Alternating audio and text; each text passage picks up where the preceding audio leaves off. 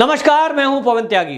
पश्चिम बंगाल की हिंसा को लेकर कलकत्ता हाई कोर्ट ने राष्ट्रीय मानवाधिकार आयोग को यह आदेश दिया कि वो एक 5 सदस्यीय टीम का गठन करे और हिंसा जो हो रही है पश्चिम बंगाल में और जिन महिलाओं के साथ बलात्कार हुए हैं उस पूरे मामले की जांच रिपोर्ट हाई कोर्ट को सौंपे।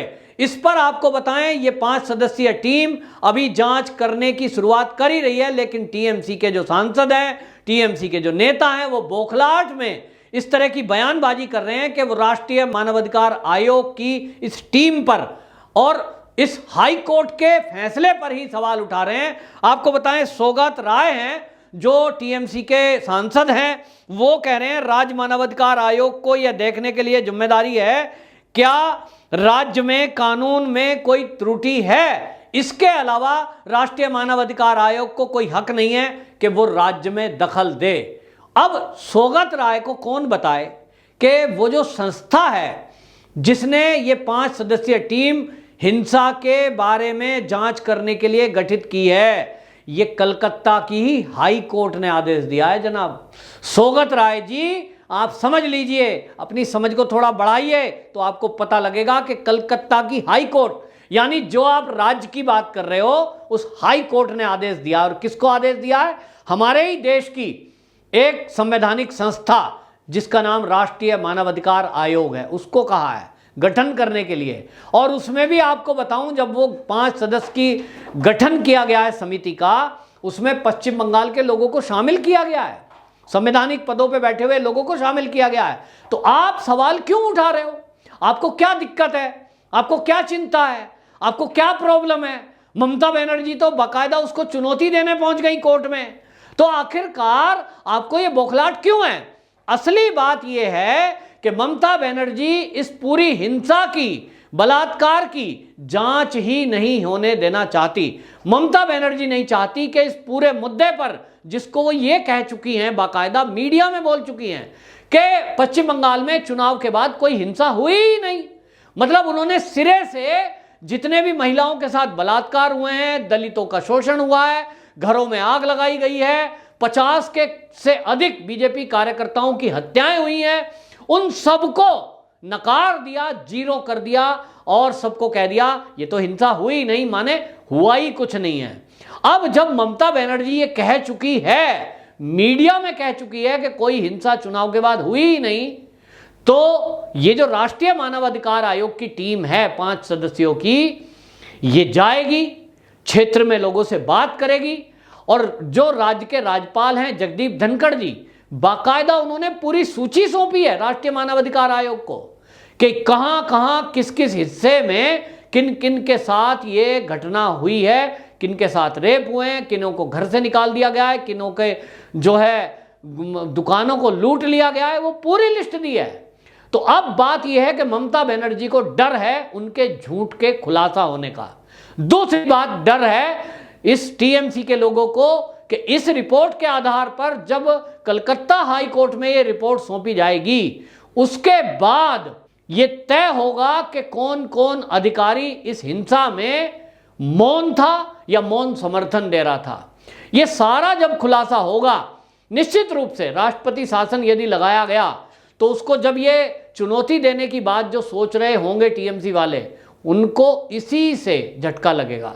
क्योंकि आपके खिलाफ जब कोर्ट में केस चल रहा होगा तो कोर्ट में आपको बताएं, राष्ट्रपति शासन लगाने के बाद यदि ममता बनर्जी सुप्रीम कोर्ट या हाई कोर्ट में इसको चुनौती देंगी तो बाकायदा सॉलिसिटर जनरल इस बात को रखेंगे, मीडिया की बाइट्स को प्रस्तुत किया जाएगा कि ममता बनर्जी तो ये बोल रही थी कि हिंसा हुई ही नहीं, कुछ हुआ ही नहीं, चुनाव के बाद सब कुछ शांत है, ये तो बीजेपी वाले बदनाम कर रहे हैं। तो रिपोर्ट जब रखी जाएगी, और रिपोर्ट रखने में संवैधानिक संस्था की रिपोर्ट जब रखी जाएगी, तो इसके बाद इस झूठ का खुलासा होगा और ममता बनर्जी के बारे में यह रिपोर्ट लिखी जाएगी कि टीएमसी के गुंडे जिन्होंने इस पूरी हिंसा को अंजाम दिया, उसमें मौन समर्थन ममता बनर्जी का भी था, क्योंकि इसने, ममता बनर्जी ने बयान दिया कि ऐसा कुछ नहीं हुआ।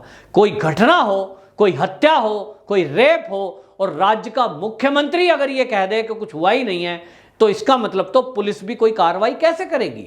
वो सीएम के विरुद्ध कैसे जाएगी? सीएम ने क्लीन चिट दे दी तो पुलिस की क्या मजाल कि पुलिस ये कहे नहीं जी सीएम साहिबा आप झूठ बोल रही हो, हिंसा तो हुई है, ये हमारे थाने में एफआईआर दर्ज है। तो ममता बनर्जी झूठा सिद्ध हो जाएगी। लेकिन अब दूध का दूध पानी का पानी होगा। और ये 5 सदस्यीय जो टीम है, मैं आपको बताऊं जो एनएचआरसी ने गठित किया है कलकत्ता हाईकोर्ट के आदेश के बाद, उसमें भी ऐसा नहीं है।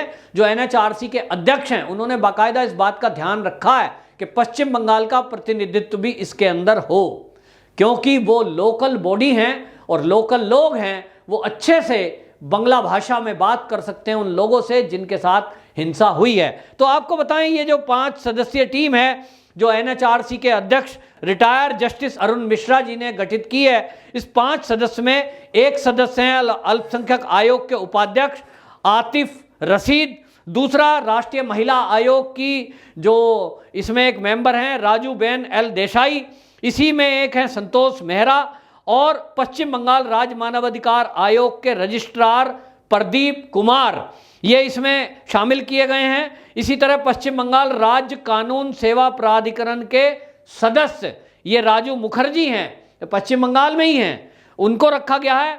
इसी तरह एनएचआरसी के डीआईजी जांच के वो हैं मंजिल सैनी, उनको इसमें शामिल किया गया है। निश्चित रूप से बड़ी जो है सूझबूझ के साथ ये 5 सदस्यीय टीम का गठन हुआ है।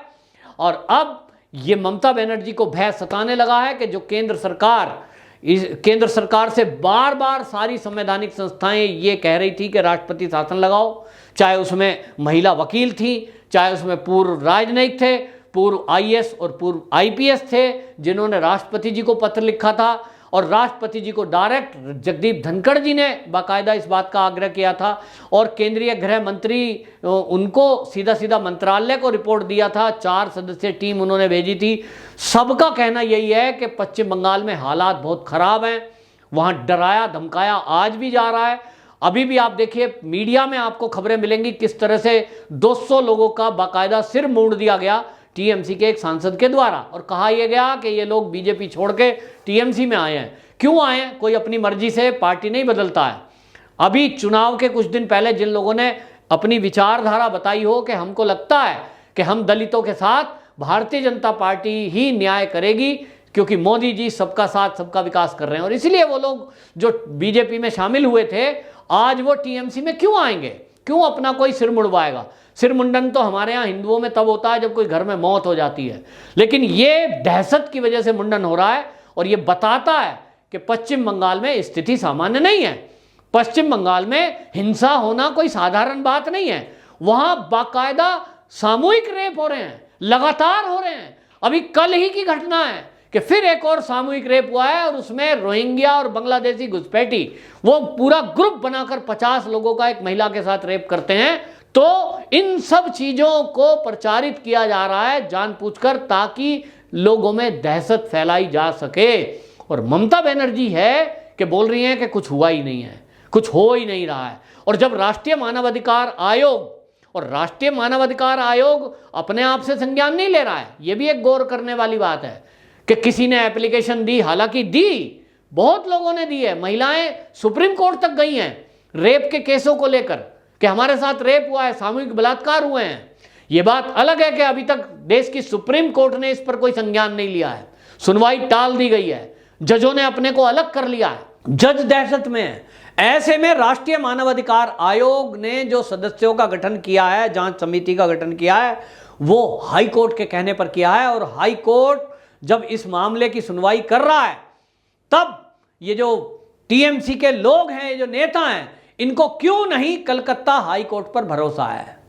क्या ये कहना चाहते हैं कि केवल और केवल पश्चिम बंगाल में जो इनकी पुलिस है और इनके नेता हैं, केवल वो सच्चे हैं, बाकी सब इस दुनिया में झूठे हैं? और भारत में ना तो केंद्र सरकार अच्छी है, सब कुछ झूठ है, मोदी जी झूठ है, अमित शाह झूठ है, बीजेपी के कार्यकर्ता झूठ बोल रहे हैं, महिला वकील झूठ बोल रही हैं, पूर्व आईएएस झूठ बोल रहे हैं, और केवल टीएमसी के गुंडे ये केवल धर्म का काम करने में लगे हुए हैं पश्चिम बंगाल में। और रोहिंग्या और बांग्लादेशी इनके सगे भाई हैं, बाकी तो सब बकवास है। पश्चिम बंगाल में जो हो रहा है ये सब, इस सब पे इनको अब लग रहा है कि पोल खुलेगी।